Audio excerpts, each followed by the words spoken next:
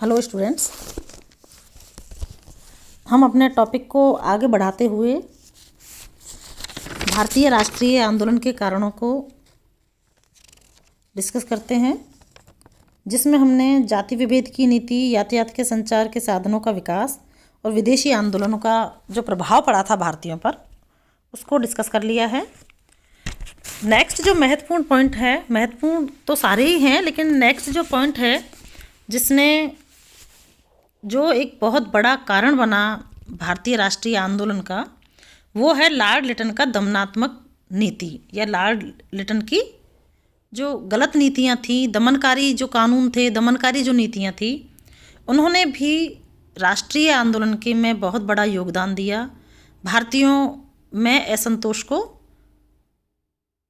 बहुत ज़्यादा असंतोष को जन्म दिया भारतीयों में, हम ये कह सकते हैं।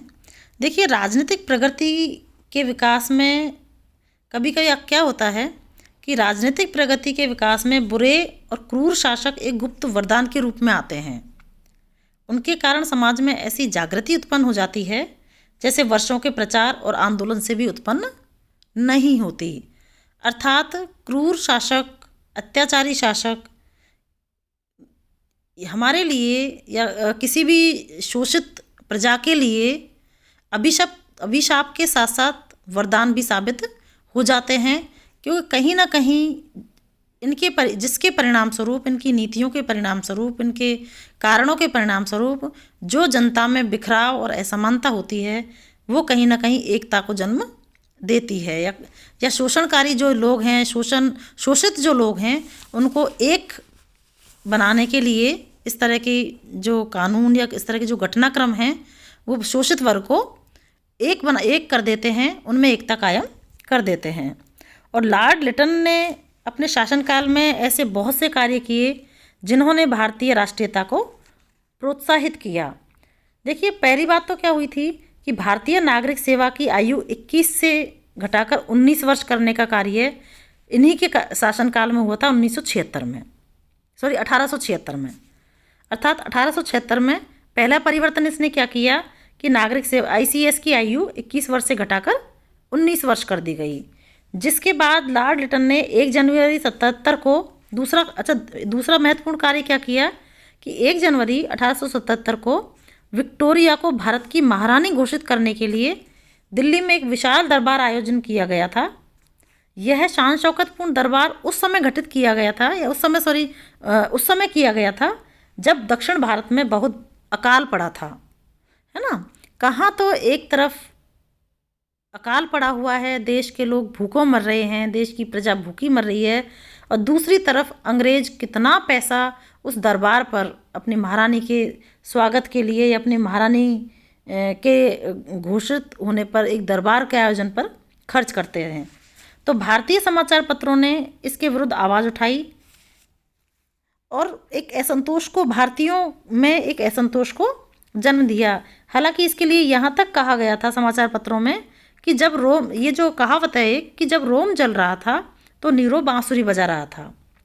अर्थात एक दरबार और रूप में भारतीय राष्ट्रीयता के लिए नीरो बांसुरी बजा रहा था। इसका मतलब ये है कि एक तरफ तो प्रजा परेशान हो रही है, देश जल रहा है, और दूसरी तरफ नीरो बांसुरी बजा रहा, मतलब वहाँ के जो शासक हैं, वहाँ के जो शासक वर्ग है या अंग्रेज जो थे उस समय, उनको अपनी सुख सुविधा, अपने दरबार और पैसा खर्च करने की लगी हुई है, और दूसरी तरफ भारतीय जनता भूखों मर रही है। तो इस तरह की जो चीज़ें हैं, उन्होंने भारतीयों में एक असंतोष को जन्म दिया। ये जो दरबार हुआ था, इसमें सुरेंद्रनाथ बनर्जी एक प्रतिनिधि की हैसियत से सम्मिलित हुए थे, और यहीं उनके मस्तिष्क में ये भावना भी जागृत हुई थी कि यदि एक स्वेच्छाचारी वायसराय की प्रशंसा के लिए देश के राजा तथा अमीर उमराओं को एकत्रित किया जा सकता है, तो देशवासियों को न्याय संगत ढंग से स्वेच्छाचारिता को रोकने के लिए क्यों नहीं संगठित किया जा सकता, है ना। और इसी वर्ष जब भारतीय जनता भूखों मर रही थी, भारत से इंग्लैंड को 80 लाख पाउंड के अन्न का निर्यात किया गया था। जो अन्न भारतीयों के लिए था, भारतीयों ने उपजाया था, वो भारतीयों को तो भारत तो भूखा मर रहा था, भारत के लोग भूखे मर रहे थे अकाल के कारण, और वही अन्न इंग्लैंड को निर्यात किया जा रहा था। इधर घोर दुर्भिक्ष, उधर शाही दरबार, इधर अन्न के निर्यात का यह दृश्य भारतीयों के हृदय को भेदने वाला था। अर्थात हम सोच सकते हैं कि किस तरह की परिस्थितियां पैदा हुई होंगी कि एक तरफ लोग भूखों मर रहे, जो किसान उस अन्न को पैदा करते हैं उस अन्न को बाहर भेज दिया जाता है, इंग्लैंड भेज दिया जाता है। अकाल के कारण वही किसान जो रात और दिन मेहनत करते हैं भूखों मर रहे हैं, और उसी भारत का पैसा शाही दरबार में खर्च कर दिया जाता है। तो इस तरह का घटनाक्रम हम सोच सकते हैं कि किस प्रकार की भावना को जन्म देता है। इसी तरह लॉर्ड लिटन की अफ़गानिस्तान पर आक्रमण की नीति ने भी भारतीयों को असंतुष्ट किया, क्योंकि अफ़गानिस्तान पर आक्रमण करने में जो 2 करोड़ स्टर्लिंग का खर्चा हुआ था वह भारत की निर्धन जनता पर ही पड़ा था।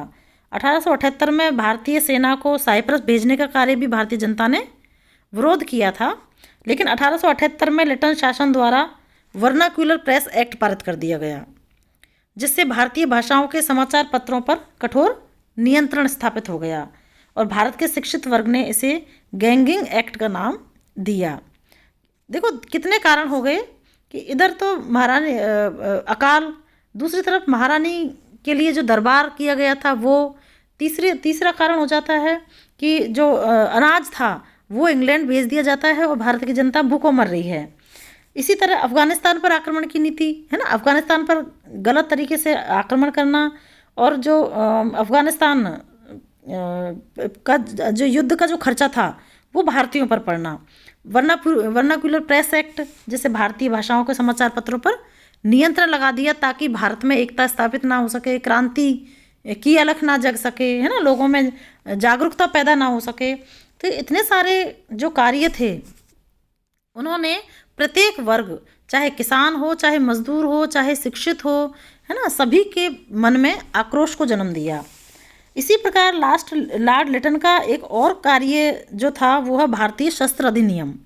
इस अधिनियम में क्या हुआ कि इस अधिनियम के अनुसार भारतीय बिना लाइसेंस कोई भी शस्त्र लेकर नहीं चल सकते थे। भाई नियम क्या था कि कोई भी भारतीय बिना लाइसेंस का शस्त्र लेकर नहीं चल सकते थे, जबकि यूरोपियनों और एंग्लो इंडियन पर इस प्रकार का कोई प्रतिबंध नहीं था।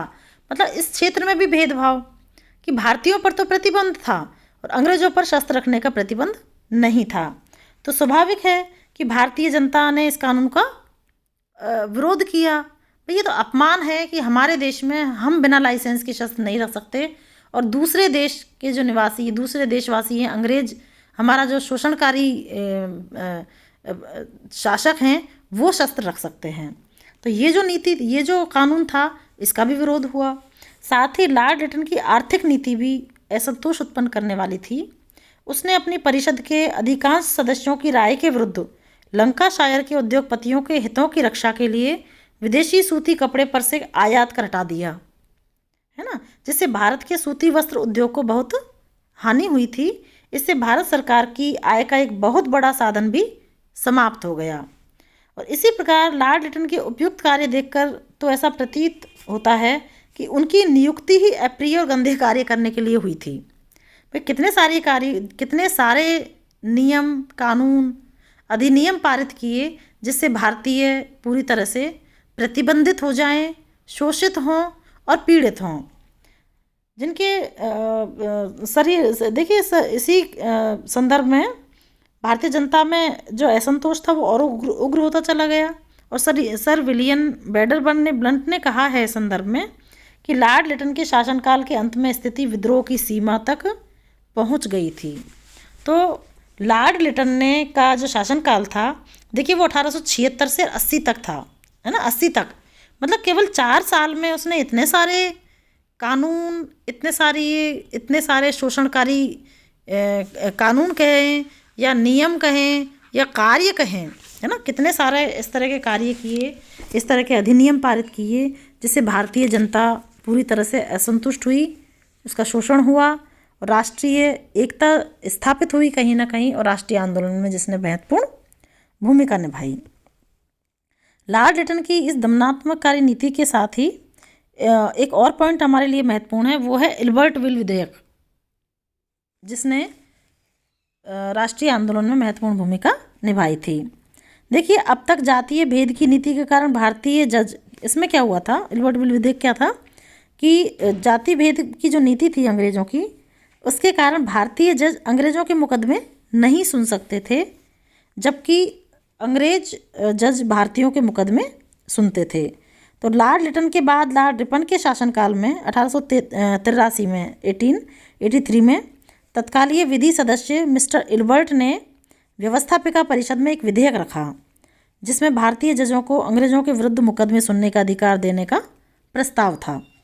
परंतु इस विधेयक के पेश होने के शासन होते ही भारत के समस्त अंग्रेज़ों ने इसका विरोध किया और विधेयक के विरुद्ध संगठित रूप में आंदोलन प्रारंभ कर दिया।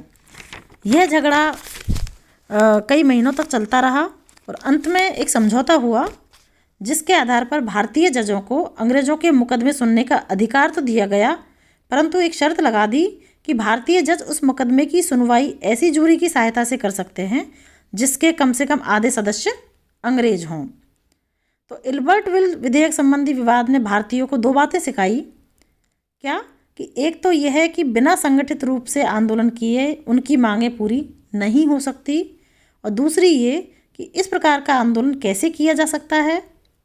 इस संदर्भ में भारतीयों में एक चेतना जागृत हुई, या उनके एक तरह से उन्होंने ये सोचना प्रारंभ कर दिया कि भाई जब भारतीय जज अंग्रेज़ों के मुकदमे सुन सकते अंग्रेज जज भारतीयों के मुकदमे सुन सकते हैं, तो भारतीय जज अंग्रेज़ों के मुकदमे क्यों नहीं सुन सकते।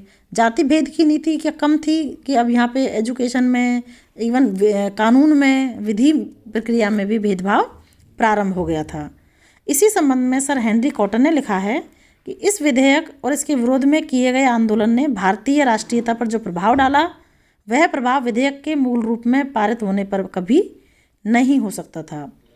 तो देखिए, ये बहुत सारे कारण थे, सामाजिक कारण, आर्थिक कारण, आर्थिक शोषणकारी नीतियाँ, दमनकारी नीतियाँ, है ना, राजनीतिक कारण जिसमें यातायात के साधनों का या संचार के साधनों का महत्वपूर्ण भूमिका थी, विदेशी घटनाक्रम, है ना।